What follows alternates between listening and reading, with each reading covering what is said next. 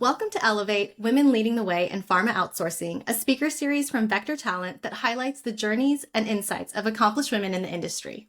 I'm Marianne Gissane, Director at Vector, and today we're talking about one of the most valuable skills in any professional's toolkit, networking. I'm thrilled to welcome Oksana Lukash, a trailblazing Chief People Officer and Culture Architect with over 20 years of experience in the public and private sectors. Oksana is renowned for aligning people strategies with business objectives to create purpose-driven cultures that drive sustainable growth in dynamic environments, including the biotech and life sciences, as well as within startups and high-growth organizations. Oksana, thank you so much for joining us today. Thank you for having me. Great. So just to start, can you share a bit about your journey, your career journey, just to kick us off? Sure. So I've been in human resources, as I actually prefer to call it, the people function, for the last 24 plus years. The majority, as you did share, have been in the biotech and life sciences.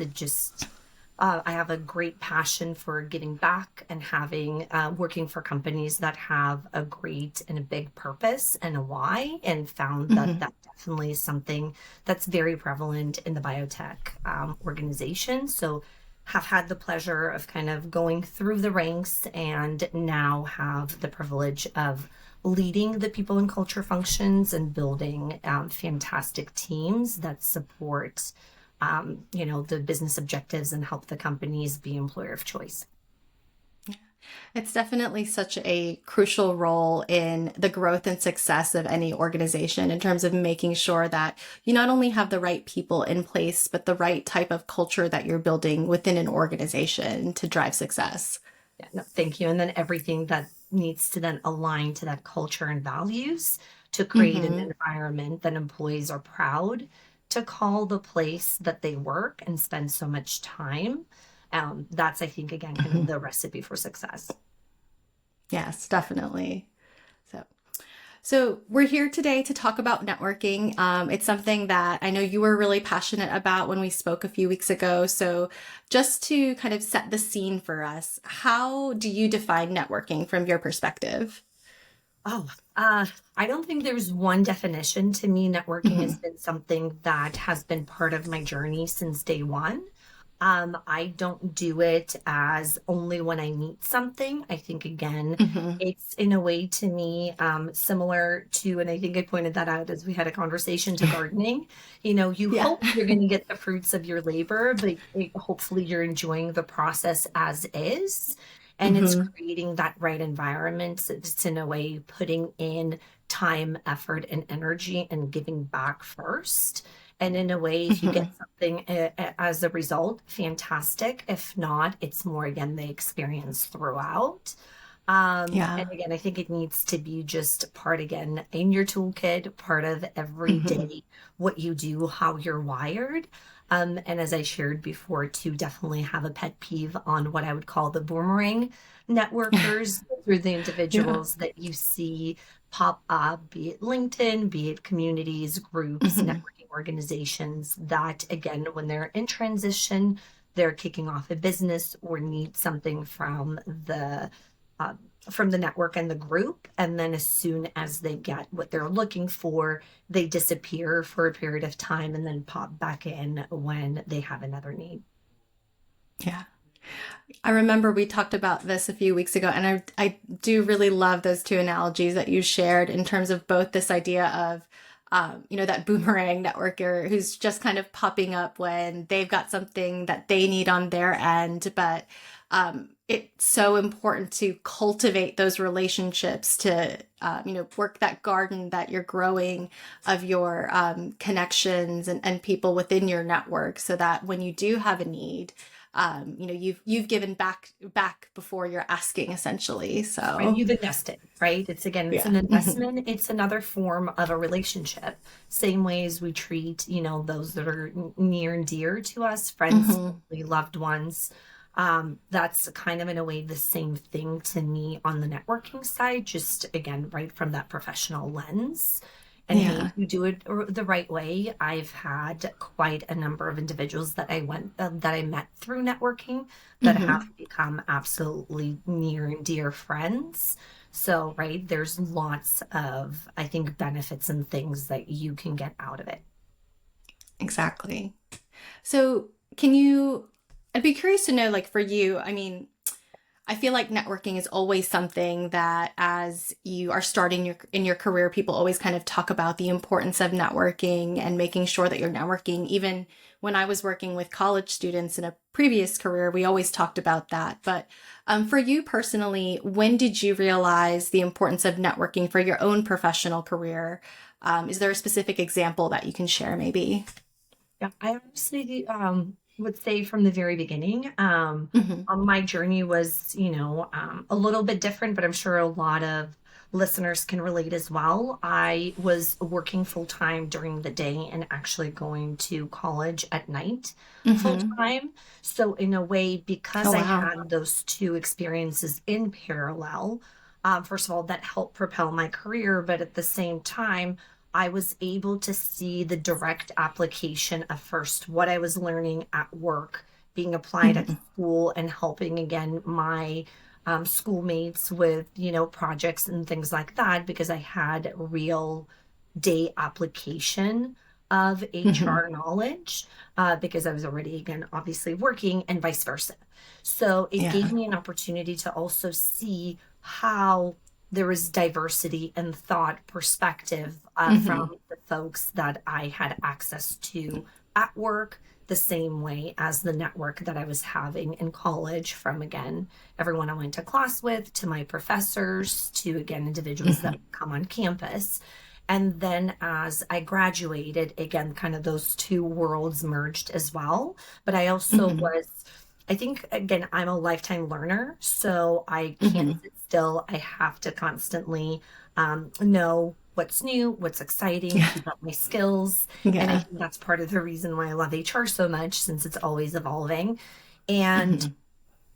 asking the questions from the folks that I was working with of where can I go to again attain new knowledge? Who should I be Hmm. talking to? Where are some of the groups that I can get plugged into?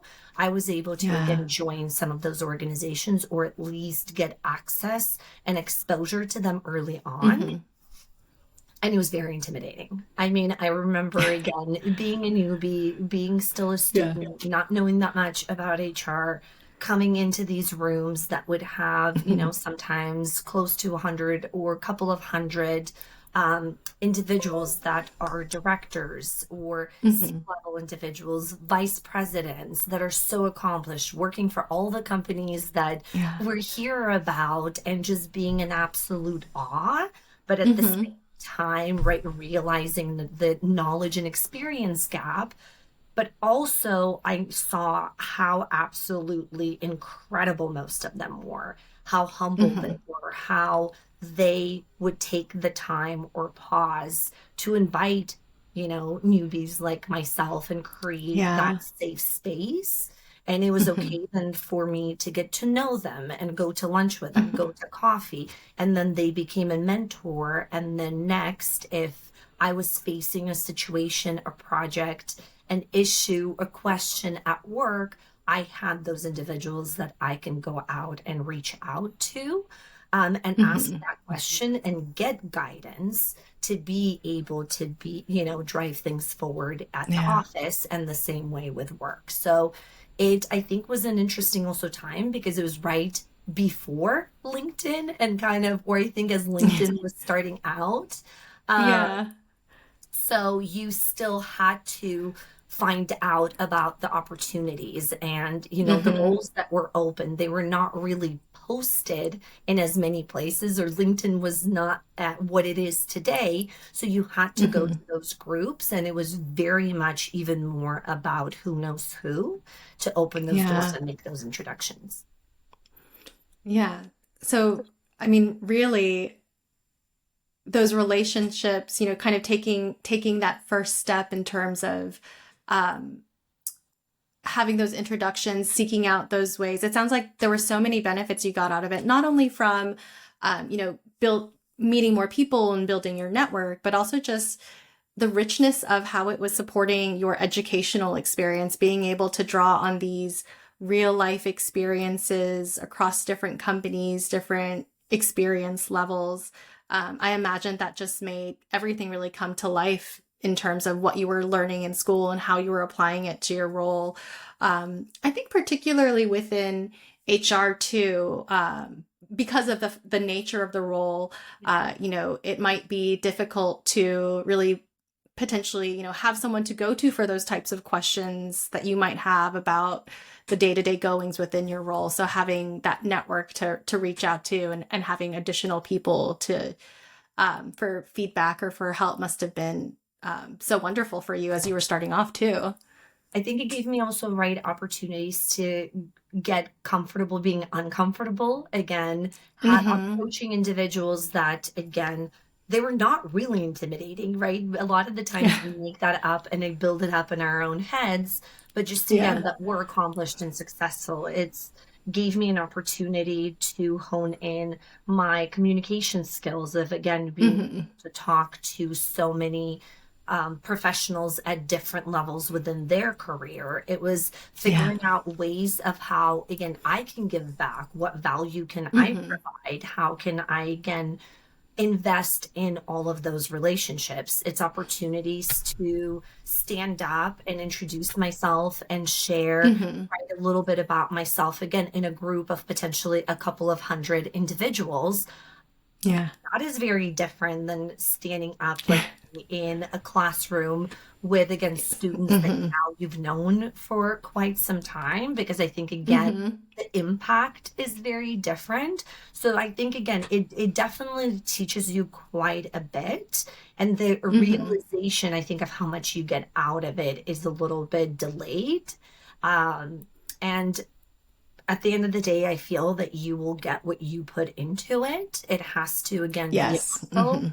You have to be intentional about it. You have to create space for it. It's not, again, something that you can just, check in and check out, and then decide, like, and find your tribe, as what I call it.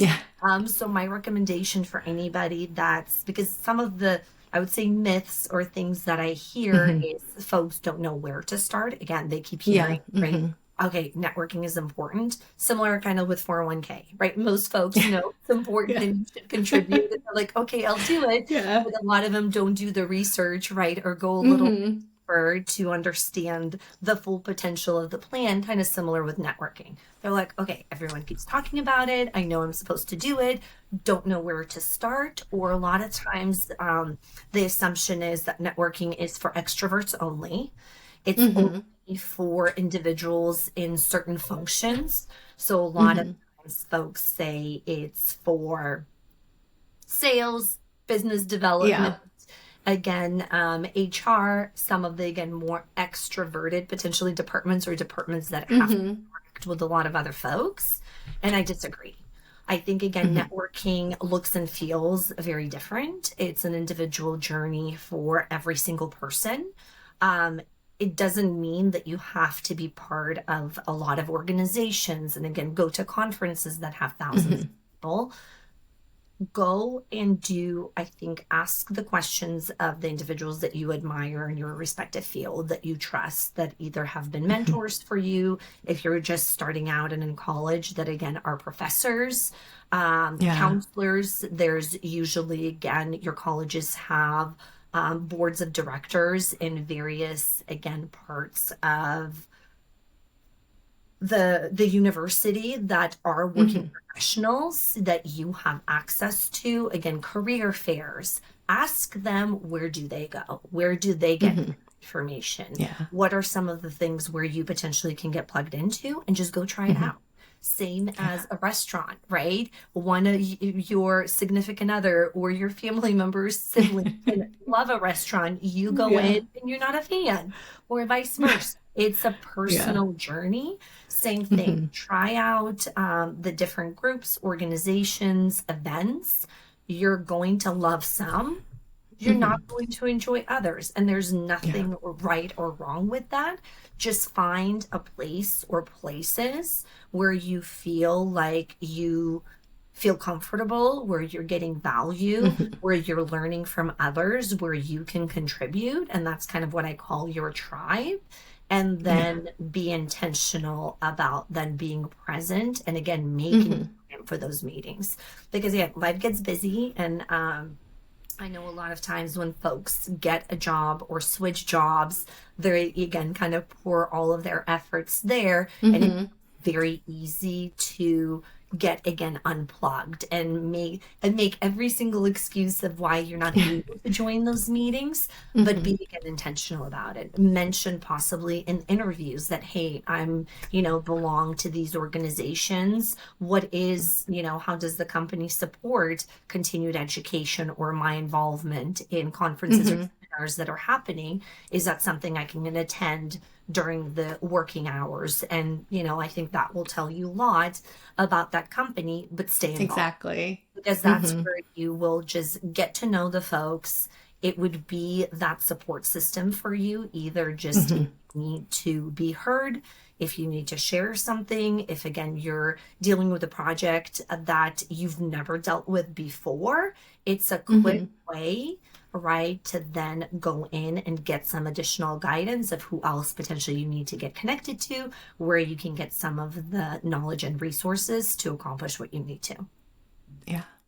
There are a few things that you just mentioned that really stood out to me. I love this idea of almost kind of practicing it in a way, if it is something that it's new to you, you're not sure how to start, but this idea of almost kind of starting your networking with someone who's kind of like a safe type of contact, whether it's a professor or maybe someone in the same type of role in a different organization, or within your current organization, in a different function. But starting with someone that has some sort of connection to you that might feel a little bit more comfortable, but also this idea of approaching them from the perspective of curiosity. So not just, I'm going to go talk to this person because they might have something to give to me in terms of a job or an opportunity or a contact, but rather this approach of curiosity and wanting to learn from them, wanting to get some expertise or insight from them from that perspective. So And again, if go with a friend, right? Go with a yeah. classmate or Hmm. another friend to an event if you're also kind of intimidated Yeah. about going by Yeah. yourself. If you have a chance, for example, because again, networking looks so different, right? There's now so Yes. many Hmm. opportunities to do it online through, video and all the other things in the Hmm. comfort of wherever you want to join, to in-person events, to speaker panels. So Hmm. if you have also an opportunity to potentially know in advance some of the folks that might be attending the event that you're going to, or that might be speaking Hmm. at the event that you're going to, and it's going to be an environment where you do have ability to talk to those individuals, do some Hmm. research, similar to, right, Yeah. how we're researching anything again for work and or school or again Hmm. in our personal life, and maybe see what are some of the things that maybe some of the posts that these individuals that you're interested in maybe getting to know more, that Hmm. that they've made. What are maybe some of the other speaking engagements that they've done? Have they done any podcasts? Listen to some of Yeah. those things, because then Hmm. it gives you an opportunity to anchor to something as you're having those Hmm. conversations.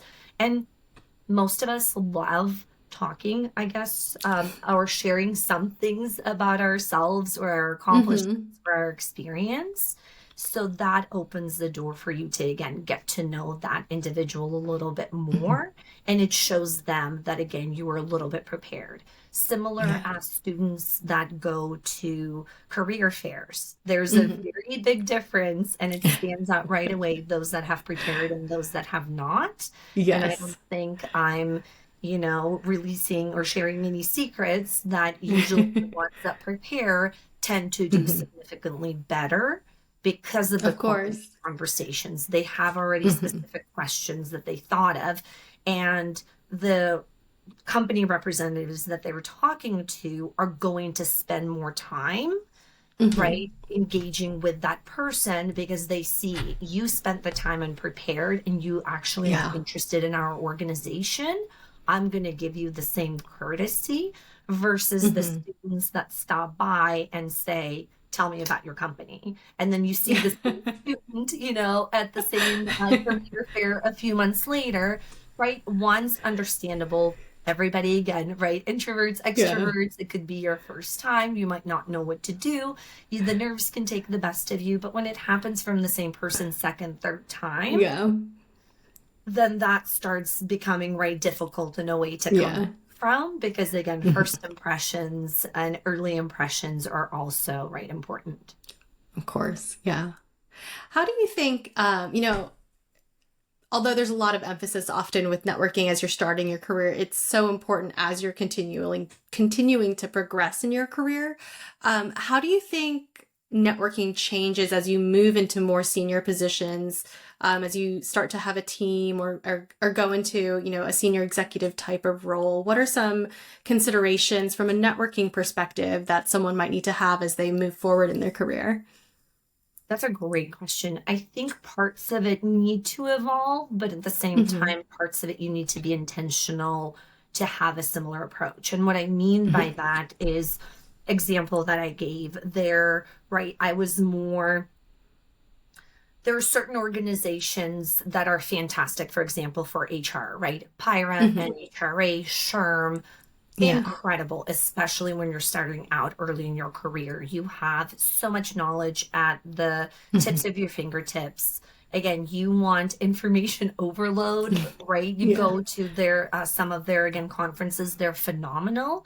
But I would Hmm. say the further you progress, the more I think the your needs start evolving, and so the Hmm. type of events that you probably are going to be attending will start to evolve as well. Okay. Plus, you'd start to have less time just for the fact that you Of tend to course. be involved in more things. Because the further you Hmm. are in your career, potentially, obviously, of course, the scope of your role is bigger. You're Hmm. even when you are away from your team, especially if you're leading a team, they have needs where you need to be available for that. Hmm. If you are now involved potentially with like charitable activities or right sitting in on some nonprofit boards, you are stretched in more directions. So I think again, you utilize your time a little bit more Hmm. efficiently and differently. And again, at that point, you have a better idea of where you're getting the majority of that knowledge Hmm. and which organizations meet the needs that you have right there. What I meant about that some parts should not change is I feel that you shouldn't also silo yourself and only now Yeah. network with the folks at the same level, because Hmm. all of us got to where we are today or where we're going to tomorrow because of individuals in our lives, because of folks that have taken a chance on us or that have spent and invested time in us, that have opened the Hmm. door or gave us that opportunity. And we're mentors, coaches, again, individuals that we networked with. So I think it's very important to remember that we did not get to where we are by ourselves.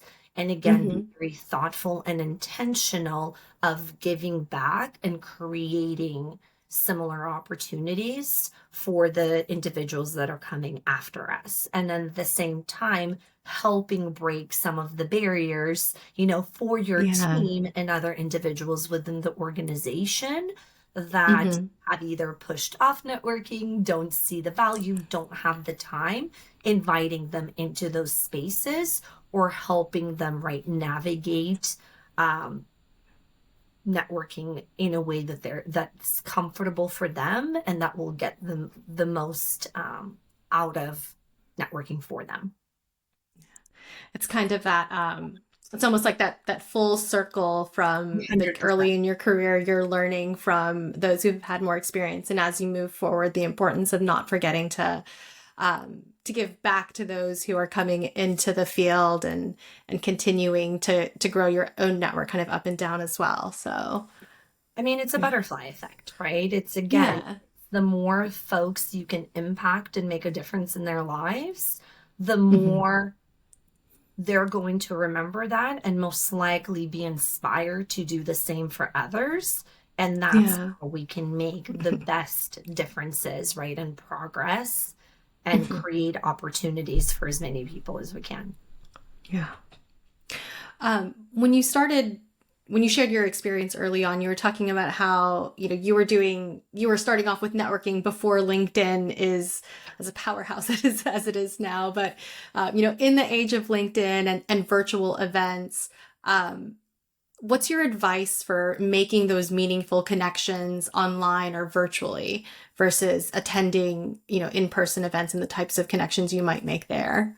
Yeah, I think it goes in a way hand in hand. It definitely Hmm. individuals that you meet anywhere, and it doesn't actually even have to be a networking event, right? It can be at the Yeah. grocery store, bumping into somebody at a party or a get together or family event that you Hmm. go to. It's again then connecting with folks online. But then I know depending again on here, the function that you have, you might be using again different platforms such as LinkedIn differently. With Hmm. HR or the people function, right? It's just part of I need to use it for my work. Hmm. I feel that it's my responsibility to create brand awareness for the organization that I'm part of, Of should be course. able to show any perspective employees or future employees, Hmm. candidates, what it's like to be part of the organization, what it is that it offers, what the day to day is like. So there's a lot you can do that through the various things, posts, different products Hmm. on LinkedIn, testimonials from current employees. I think, again, the brand awareness of how your current employees feel about your organization, and then partner with marketing on those efforts as well. Again, sales BD is going to use LinkedIn differently, right? Versus Yeah. maybe some other departments. And I don't want to stereotype anybody, might not have the need to be online as much, or they might Hmm. think that they don't need to. But I think that's where all of us have something to offer. All of us have our superpowers and zones of Hmm. genius that others can benefit from, or the areas that we're just very passionate about. So figure out what that is for you and start Hmm. engaging in conversations with either posts that you see that individuals are making and you have something to contribute. Of Yeah. course, should go without a need. Don't start having political conversations, religious conversations, or Hmm. any conversations that might, again, be very polarizing. Remember that LinkedIn Hmm. is not Facebook or TikTok or Instagram or any of the social media platforms that are more for entertainment. It is Hmm. still supposed to be a professional network. So just keeping that in mind of what Yeah. should live there and what shouldn't, but start again commenting and interacting with what you Hmm. see. Start following what are called some of the top voices on LinkedIn, right? So you're getting Hmm. that content. And then when you feel comfortable, start making some of your posts, be it in Yeah. again your area of expertise, and do that consistently, and whatever that looks like for you. If that's once a month, fantastic. If it's twice a month, wonderful. If you want to commit to posting once a week, great. Just again, don't do it right every week, let's say consistently for 2 months and then disappear for 12 Yeah. months and then come back and do it again. LinkedIn makes it easier, right? You can pre-schedule posts if you feel really Hmm. motivated and have lots of ideas you want to share. But Yeah. again, have time restrictions from not being able to post that often. Um, but that in itself starts getting you recognized again by individuals that follow you, by individuals Hmm. that engage with the content that you post or comment. Because if they Hmm. like it, if they commented on it, then it's visible to their entire network. And if you're consistent with those few topics, give Yeah. it time, and that's when again folks will also start coming to you. The same way as everyone, I think, should choose their own comfort level on accepting invitations, right? I accept Hmm. almost all invitations, again, because of the nature of how I use LinkedIn, because potentially again someone might not be a candidate or a potential candidate for a company that I am with right now, but who knows, again, somebody in their Yeah. network we might have a perfect Mm-hmm. role for, and that's a way that we can connect. Others, have a stance that they only want to connect with those that they have personally met. Mm-hmm. That is, again, each individual's decision and journey. But whatever you choose to do, you have opportunities. Anybody that's close by geographically, maybe meet them for coffee, right? Again, ask them Yeah. what groups they go to, Mm-hmm. where do they get their information, what have they enjoyed, do not enjoyed, where should you get plugged in. Folks are so willing to share. Yeah. And then, or do, virtual one-on-ones. It can be 15 minutes, right? Sign up for a free Calendly, share your calendar invite, potentially commit to Mm-hmm. even doing one invitation or one conversation a week with somebody maybe that you haven't met in person, and Mm-hmm. having this type of an interaction, and you'll be surprised how much you can learn. And I think Yeah. for a lot of us, it can also be a confidence booster where we might take very much for granted the knowledge that we have Mm-hmm. and not think that it's applicable, and talk to somebody and it might just give them so much insight that they didn't have access Yeah. to before. Exactly. Yeah. Like, with things, people being busier, in a way, LinkedIn is such a great tool to stay connected with people across the world. But I think the one thing that really stood out was also this idea that it's not the end all be all. And it's so important to recognize It's a tool. yeah, it's a tool, and where are the people that you are interested in, and looking to connect with going. If you think about what are the hubs for your particular area, like you said, for people functions like recruitment or HR, LinkedIn is a great tool for that. But for developers, it might be, GitHub or some other place. So I'm recognizing kind of where's your tribe, essentially, just like you said, both in those in-person professional associations and events, but also online as well. So But you can create your own tribe. If something is mm-hmm. missing and you're not seeing that place, anyone can start a group on LinkedIn and start Yeah. driving folks Mm-hmm. that you know that are searching for something similar, to that group, and make something that doesn't exist.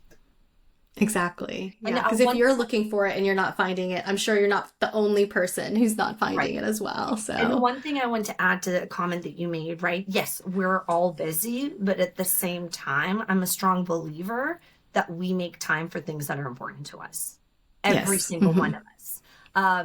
Again, I think every single person that has gone through not being a parent to being a parent, I think, again, right? As you know, you're going to be a parent, trying to think through, oh my gosh, how I'm going to potentially, right, incorporate a child into my life. It's Mm-hmm. overwhelming to think about how you're going to make some of the changes, maybe about a lifestyle that you currently Mm-hmm. have, um, proactively. And then when that baby arrives, it just happens. Because again, You find a you way to make it work. right. And you make changes because that baby is important to you. Right. So Mm-hmm. again, same things as we make time for individuals that are important in our lives. We make time for things that we're passionate about or that are, again, are important to us. If you have that same approach with networking, Mm-hmm. you'll make time for it, whatever that looks like. Some folks can dedicate hours to it a week. Some Mm-hmm. folks can only potentially maybe dedicate, right, 15 to 30 minutes. Whatever that looks like, just again, be intentional. And if it's important to you, continue doing that. Mm-hmm. And I think it's about the quality problem, right? I want to stress that Yes. too, versus the quantity. And everyone's Yes. journey does not have to be the same. Just find what does that look like for you, and, go on it and just be consistent. Yeah. Exactly. So if So as we're wrapping up, I just have a few more questions, but if someone was to take one action today to strengthen their professional network, what would you recommend that action be? Start. Just start. Start So and true. right. Start and more be honest with yourself of the things that you're Hmm. comfortable with and are not comfortable with. And just remember it's an Yes. individual journey. And just Hmm. again, start. And I would rather somebody start slowly, but again, consistently, and stick with Hmm. that and start adding on as you become more comfortable and as it becomes that muscle now that, right, you are utilizing more Yes. versus going from doing nothing to all in because you're going to get burned out. You're going to get burned out, right? It's not going to be sustainable and everything is going to drop off. Same as, right, the gyms are packed the first couple of Yes. and then it's a ghost town because that's everyone's New Year's resolution. Start slow and build up to it versus going all in. Yeah. So send that first message, set up that first call. Don't aim for 100 messages, but just start with one. And I like this. I love this idea that, it's a muscle. You have to practice, you have to build it. The more you do it, the more comfortable you are. Right. And I think then you'll get to the point where you're not even thinking about it as an action. It just becomes of who you are and what you do. Exactly. So my last question, Oksana, is just what advice would you give to your younger self? Ooh. Negotiation related or not, just general career advice for your younger self. Oh, that's a great question. I would need to pause on that one.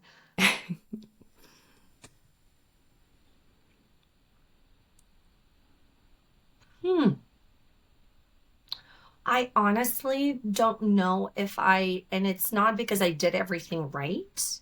I don't know if I would change a lot because even the mistakes, even the hiccups and me stumbling, and falling on my face, it had to happen for a reason because again, there was a learning part in that.